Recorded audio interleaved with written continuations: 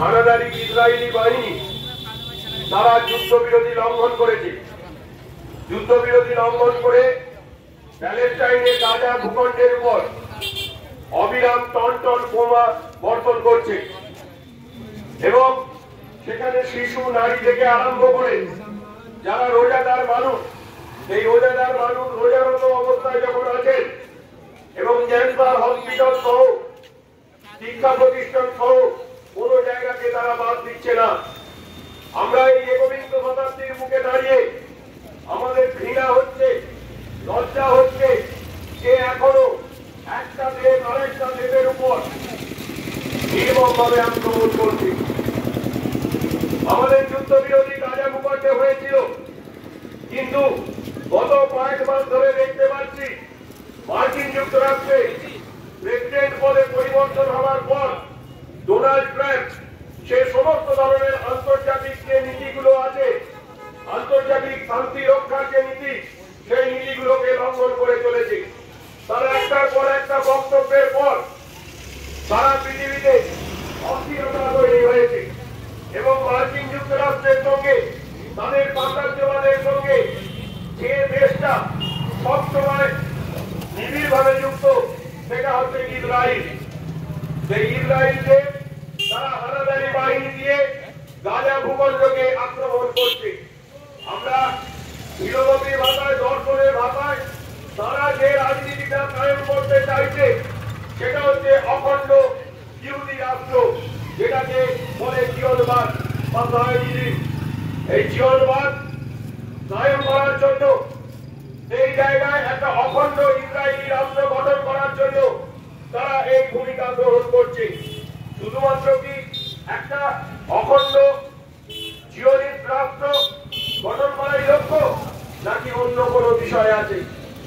যে জায়গাটায় আক্রমণ হচ্ছে প্যালেস্টাইন, সেই প্যালেস্টাইন বা গাজা ভূখণ্ড, তার যদি ভূগোলটাকে একটু আপনারা দেখেন, তার যদি ভূবৈচিত্র্য দেখেন, পৃথিবীর মুখে অন্যতম গুরুত্বপূর্ণ একটা ভূগোল সেখানে আছে।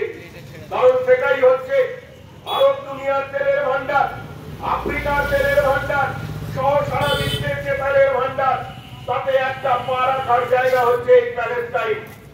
মার্কিন প্রভুরা, ইসরায়েলি প্রভুরা তারা এই জায়গাটাকে দেখেছেন।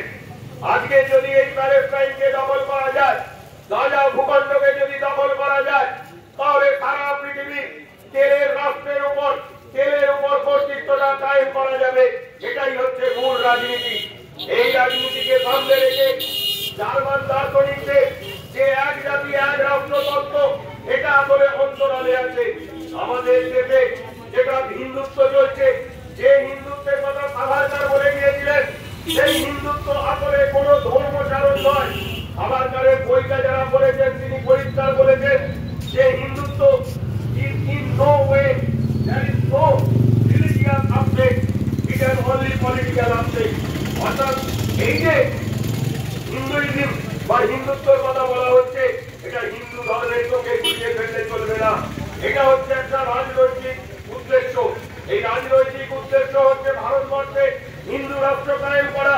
এটা হচ্ছে একটা ধর্মীয় উদ্দেশ্য, কিন্তু তার অন্তরে আছে অর্থনৈতিক উদ্দেশ্য, যে এই হিন্দু রাষ্ট্রের নাম করে ভারতবর্ষকে কর্পোরেট শক্তির হাতে বিক্রি করে দেওয়া, আমার শিক্ষার অধিকারকে বিক্রি করে দেওয়া, আমার স্বাস্থ্যের অধিকারকে বিক্রি করে দেওয়া, গরিব মানুষের খেটে খাওয়ার অধিকারকে বিক্রি করে দেওয়া, শ্রমিকের কাজ করার অধিকারকে বিক্রি করে দেওয়া, মার্কিন শক্তির কাছে বিক্রি করে দেওয়া এবং দাম কম দেওয়া।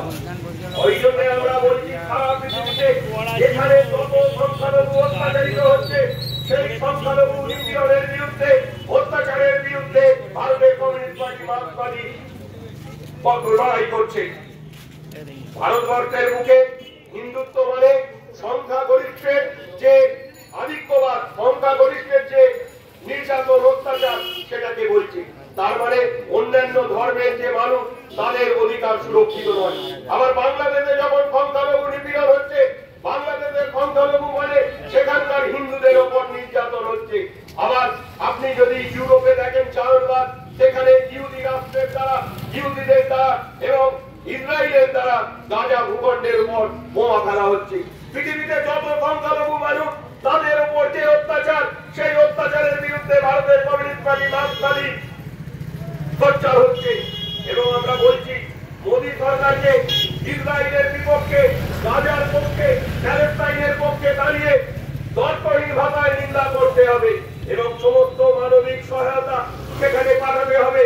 আমাদের ভাবতে লজ্জা লাগে, যুদ্ধের নাম করে জিগির তুলে যেখানে টন বোমা ফেলা হচ্ছে, সেখানে শিশু, নারী সহ সমস্ত মানুষ আক্রান্ত হচ্ছে। তারা জানাজার নামাজ পড়তে পারছে না, জানাজার নামাজ না পড়ে একেবারে তারা তাদের কবরস্থ করারও ঠিক উপায় হচ্ছে না, অন্যান্য পোস্টদের দিয়ে তাদের লাশগুলোকে খাইয়ে দেওয়া হচ্ছে। আমরা বলছি এটা চলবে না। সেখানে সমস্ত রকম রেড ক্রসের যা যা নিয়ম আছে, ইউনেস্কোর যা যা নিয়ম আছে, সেই সমস্ত মানুষকে সহায়তা দিতে হবে, চিকিৎসা পাঠাতে হবে, খাদ্য পাঠাতে হবে, শিশুদের জন্য খাদ্য বানাতে হবে। ভারত সরকারকে এই ব্যবস্থা নিতে হবে।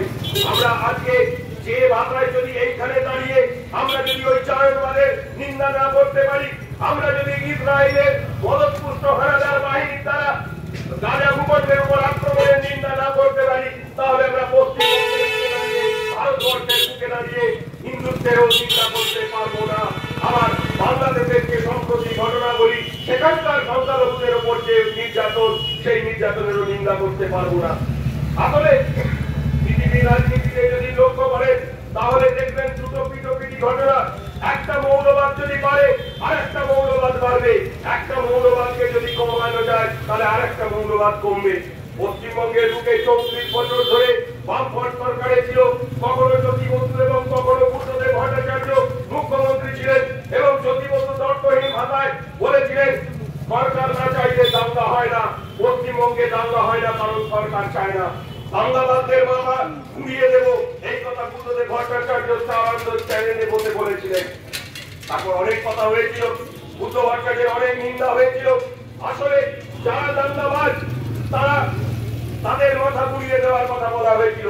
পশ্চিমবঙ্গে কোনোদিন এই দাঙ্গাবাজেরা মাথা তুলতে পারেনি। 34 বছর ধরে যখন বামফ্রন্ট সরকার ছিল, এখানে আরএসএসের ক্যাম্প চলতো লুকিয়ে লুকিয়ে। পশ্চিমবঙ্গ থেকে যখন 11 সালে চলে গেল, আরএসএসের ক্যাম্প পশ্চিমবঙ্গে ছিল 350-এর নিচে।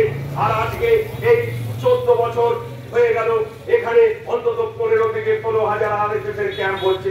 আমরা ভাবতে পারতাম না মথানের বুকে, হরিপুরের বুকে কি আলিপুরের বুকে আরএসএস প্রকাশ্যে প্যারেড করছে, প্রকাশ্যে তারা রামনবমীর নাম করে অস্ত্র মিছিল করছে, অন্য ধর্মের মানুষকে তারা আতঙ্কিত করছে, অন্য ধর্মের মানুষকে তারা সতঙ্কিত করছে। এটা আমরা ভাবতে পারতাম না। আর এই সংখ্যাগুরু মৌলবাদ যখন কোন ফ্রিজে কি মাংস আছে, আচ্ছা গরুর মাংস খাওয়া কি নিষিদ্ধ নাকি?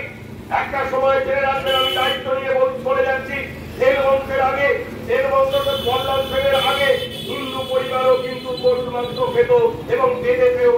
আমি একজন হিন্দু ছেলে হয়ে বলছি, বেদেতেও গরুর মাংস খাওয়ার উল্লেখ আছে।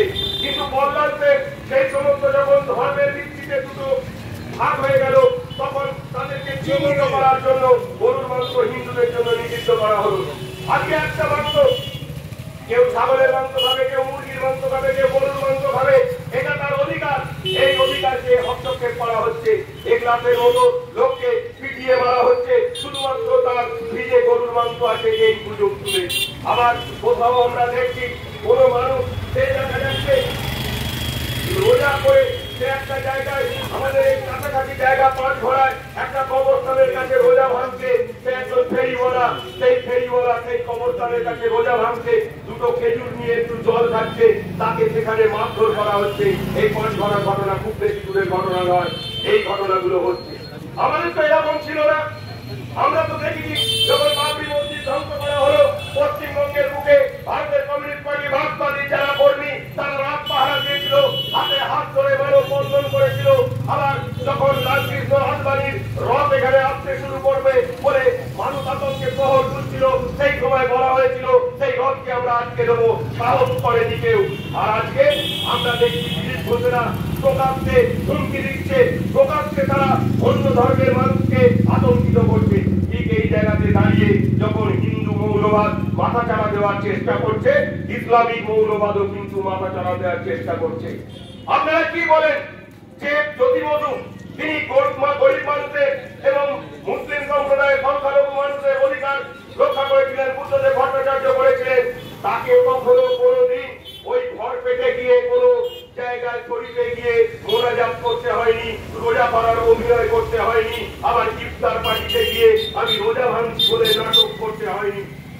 এইটা শেখায় নাকি? ধর্ম কি শেখায় নাকি মাশাআল্লাহ ইনশাআল্লাহ বলে আর আমি গরিব মানুষের অধিকারকে আক্রমণ করবো? আজকে সংখ্যালঘু মানুষের যদি সত্যি করে উন্নয়নের কথা আমরা বলি, তাহলে বলতে হবে 11 সালে কত মাদ্রাসা আধুনিকীকরণ হয়েছিল। আজকে মাদ্রাসা বোর্ডটা উঠে গেছে। মাদ্রাসা এক্সামিনেশনের মাধ্যমে, সার্ভিস কমিশনের মাধ্যমে মাদ্রাসায় নিয়োগ হতো। মুতাহাল্লারের মতো যারা মেধাবী স্টুডেন্ট তারা চাকরি পেয়েছিল। এরকম বহু হাজার হাজার সংখ্যালঘু সম্প্রদায়ের মানুষ চাকরি পেয়েছিল। আর আজকে মাদ্রাসা কমিশনটাই উঠে গেছে।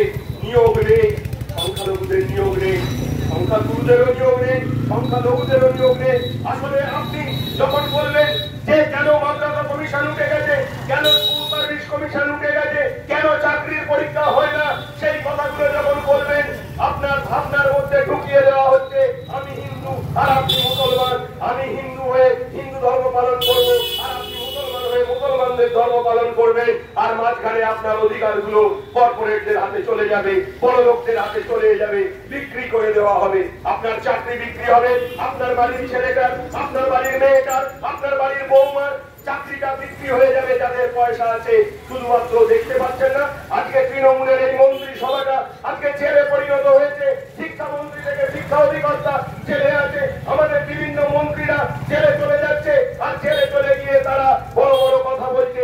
সব থেকে বড় যে চোরটা যে বলেছিল মমতা ব্যানার্জি হচ্ছে সারদার সব থেকে বেশি টাকা মেরে রেখেছে, সে হচ্ছে আজকে তৃণমূলের মুখপাত্র কুণাল ঘোষ। সে আজকে নীতি কথা শেখাচ্ছে আমাদের, সে আজকে আমাদের বলছে নাকি নীতি এই হয়, এইভাবে হয়।